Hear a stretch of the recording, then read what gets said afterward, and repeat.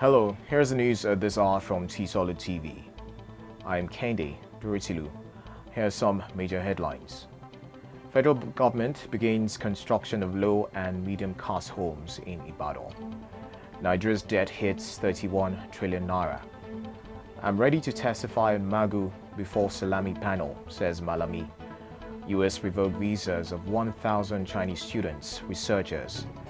Ferrari driver to join renamed Aston Martin team in 2021. The news and details. The Federal Housing Authority, FHA, has commenced the construction of low and medium cost homes in Ibadan, your state capital. It was reported that the buildings will sit on 1,000 hectares of land at Ajoda New Town along Ibadan-Ife Expressway, and the cheapest flat in the estate will cost a little over 4 million naira, according to the building partner, Dr. Mike Anjori, and a total of 1,000 flats will be built in the estate, including all social amenities. However, the Managing Director, Chief Executive Officer, FHA, Senator Gbenga Ashafa, in a chat with newsmen after a familiarization tour of the project yesterday, said the housing scheme is aimed at providing affordable homes for Nigerians, which is part of the promise of the President Muhammadu Buhari administration. He described Ajoda New Town project as a work in progress, pointing out that the estate is open to all Nigerians, regardless of wherever they live. He further acknowledged that they are partnering with the Oyo State government and have requested the governor to intervene in the area of the major road in the community, noting that if it is expanded and tarred, it will open up the estate and the road will also extend to the police formation. Oyo State government have announced that it will replicate the Society for Family Health's A360 project across all local governments in the state, with the aim to better educate adolescents and increase their access to voluntary modern contraception at the primary health care centers. It was reported that the Executive Secretary of the Oyo State Primary Healthcare Board, Dr. Muideen Olatunji, said the project is to ensure that adolescents and young people achieve their goals in life while avoiding unwanted pregnancies.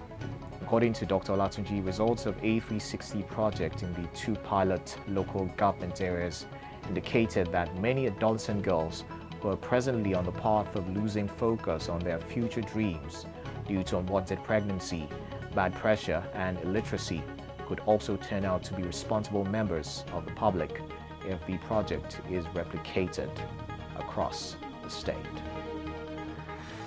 The Southwest chapter of the People's Democratic Party (PDP) has been hit by crisis following irreconcilable differences between its zonal leader, Oyo State Governor Seyi Makinde, and former Ekiti State Governor Ayodele Fayose. The bone of contention is the outcome of the Ekiti PDP parallel congresses, which produced 2 chairmen, Bisi Kolawole and Tunde Odebomi. Kolawole enjoys the support of Fayose, while Odebomi is backed by Senator Biodun Olujimi.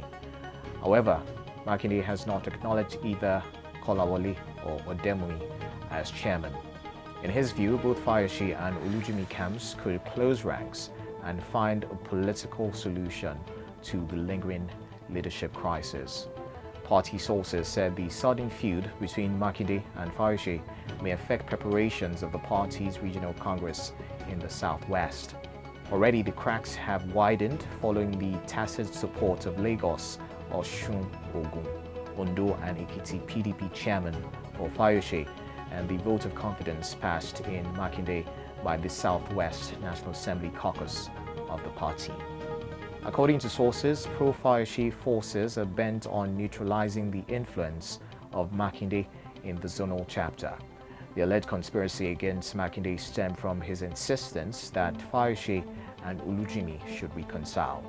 While Olujimi camp was said to have been willing to accept political solution, the Fayose camp said the solution should be hinged on the outcome of the primary.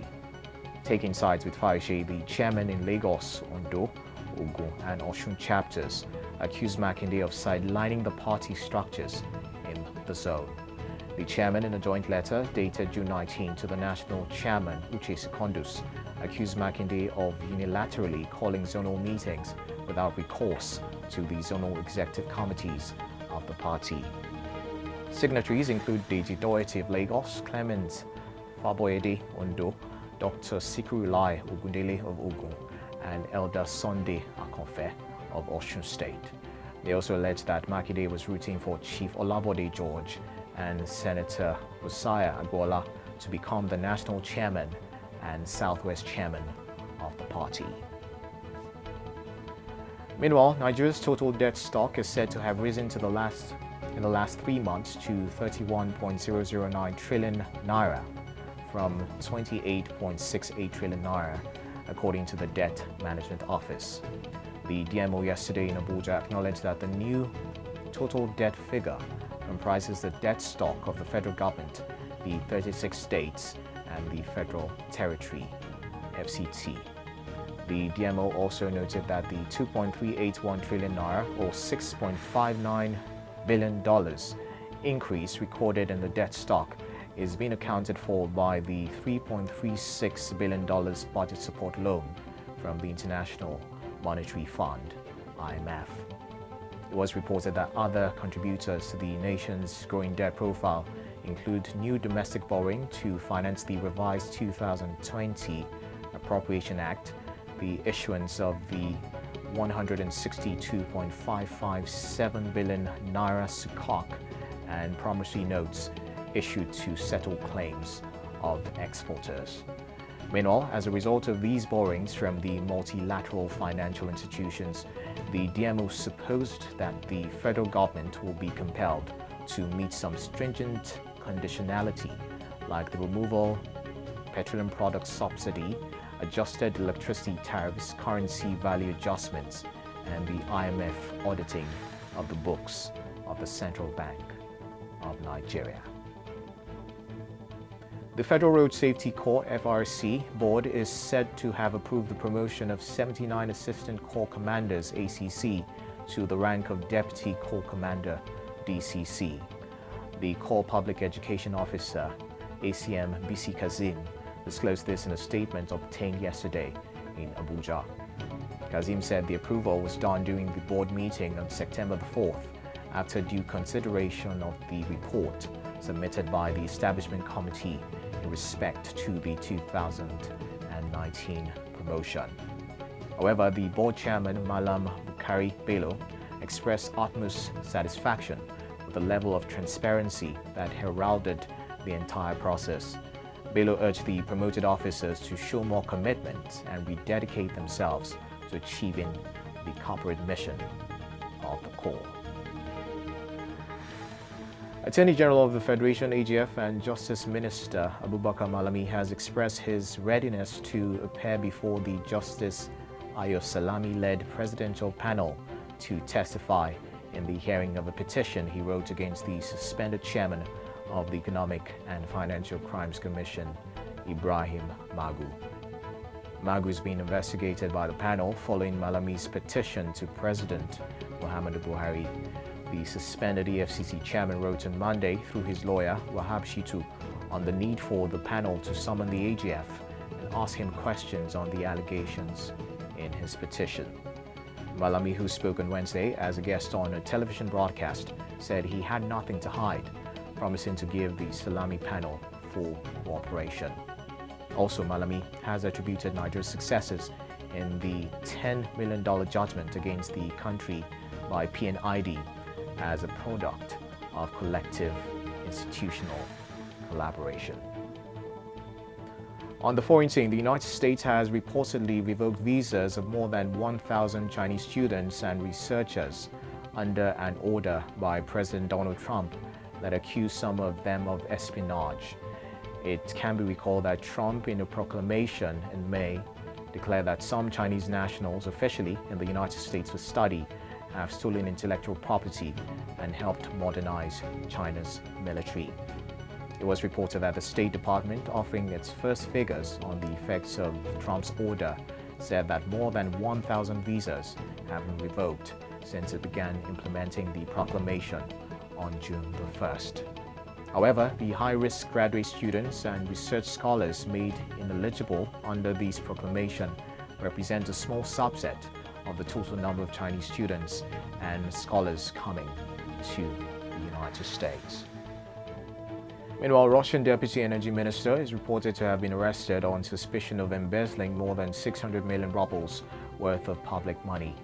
It was reported that Anatoly Tikhonov, one of 8 deputies to Energy Minister Alexander Novak, is being pinned on misusing the public funds worth around 6.7 million euros, which had been intended for a new IT system. The money was allegedly siphoned off from the Russian Energy Agency between 2013 to 2015 when it was headed by Tikhonov. He is, however, being detained in Moscow and is currently answering questions. In sports, 4-time world champion Sebastian Vettel is reported to have joined the renamed Aston Martin team in Formula One next year. Vettel, 33, is moving to the team currently owned by Racing Point from Ferrari, who earlier this year decided not to offer the German a new contract. Aston Martin said signing Vettel is a new adventure for him and a truly legendary car company and a clear statement of the team's ambition to establish themselves at the front. A statement from Aston Martin said Vettel had signed from 2021 and beyond, but did not confirm the length of the contract. However, Vettel said he is extremely proud to say he will become an Aston Martin driver in 2021. Paris Saint-Germain's France goalkeeper Alphonse Areola is said to have joined promoted Fulham on a 1-year loan deal with an option to buy, the Ligue 1 champions announced yesterday. The 21-year-old, who has a contract with PSG until 2023, spent last season at Real Madrid behind Belgium #1 Thibaut Courtois. However, it was reported that the club would host Arsenal on Saturday in their first game of the season. With that, we've come to the end of the news. A recap of the headlines. Federal government begins construction of low and medium-cost homes in Ibadan. Nigeria's debt hits 31 trillion naira. I'm ready to testify on MAGU before SALAMI panel, says MALAMI. US revoked visas of 1,000 Chinese students, researchers. Ferrari driver to join renamed Aston Martin team in 2021. Please do not forget to always adhere to COVID-19 safety measures. The news was compiled by Mobola Badikale. I'm Kendi Uritilu. Good day. Thank you for watching.